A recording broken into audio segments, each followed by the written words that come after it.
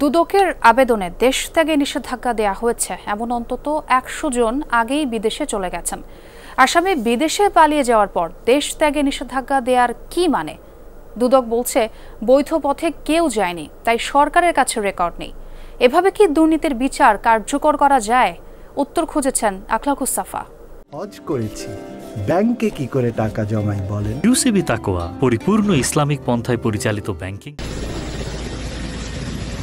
শেখ হাসিনা আর তার বোন রেহানা ৫ আগস্ট দেশ ছেড়ে যান, গিয়ে ওঠেন ভারতে। এখনো সেখানেই আছেন। এটা সবাই জানলেও সরকারিভাবে জানে না দুর্নীতি দমন কমিশন।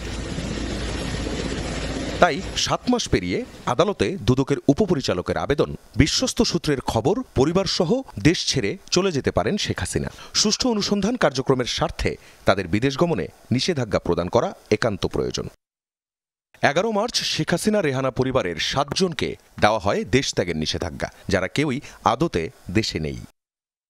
পুলিশের তথ্য অনুযায়ী দুদকের আবেদনে দেশ ত্যাগে নিষেধাজ্ঞা দেয়া হয়েছে এমন অন্তত ১০০ জন আগেই চম্পট দিয়েছেন বিদেশে, যাদের সবার বিরুদ্ধে চলছে দুদকের অনুসন্ধান। আসামি চলে যাওয়ার পর কেন নিষেধাজ্ঞা? চলে গেছে, তারপর নিষেধাজ্ঞা তো কারণ নেই। যার কোনো হয়রানি আমরা জানি না, সে কোথায় আছে সেটাও আমরা জানি না, এবং সে লিগালি দেশ থেকে চলে গেছে সেটাও আমাদের নলেজে নাই। তো আমরা তার প্রতি আবার দেশ ভ্রমণের নিষেধাজ্ঞা আমরা দিব। আর শেখ হাসিনার বিষয়টা এই কারণেও দেওয়া হইতে পারে যেহেতু লিগালি জানে দেশ থেকে। দুদক মহাপরিচালক বলেন, আসামিদের চলে যাওয়ার কোনো সরকারি রেকর্ড দুদকের কাছে নেই।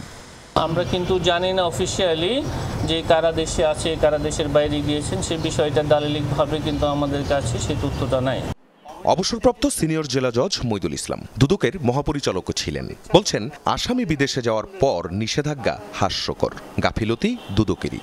দুদকের গাফিলতি, দুদকের যারা অনুসন্ধান করছেন তাদেরকে ঠিকভাবে পরিচালনা করবার গাফিলতি, অর্থাৎ পুরো কমিশনের দায় এখানে। তারা এখনো পর্যন্ত এই বিষয়টায় সচেতন হচ্ছেন না যে পালিয়ে যাওয়া ব্যক্তিদের বিরুদ্ধে নিষেধাজ্ঞা দেয়া হচ্ছে।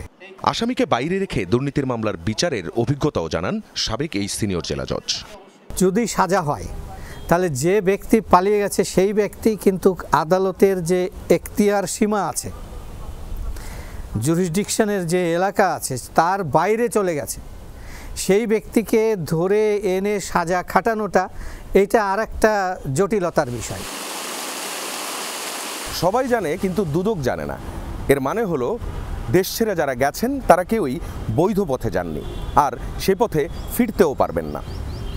এক্ষেত্রে পলাতক ঘোষণা করে রায় দিতেই পারেন আদালত, কিন্তু তা কার্যকর হবে কি করে? এখনো পর্যন্ত দুর্নীতির কোনো মামলায় বিদেশে পালিয়ে যাওয়া কাউকে দেশে ফিরিয়ে এনে বিচারের রায় কার্যকর করার কোনো নজির কিন্তু নেই। আখলাকুস সাফা, যমুনা নিউজ, ঢাকা।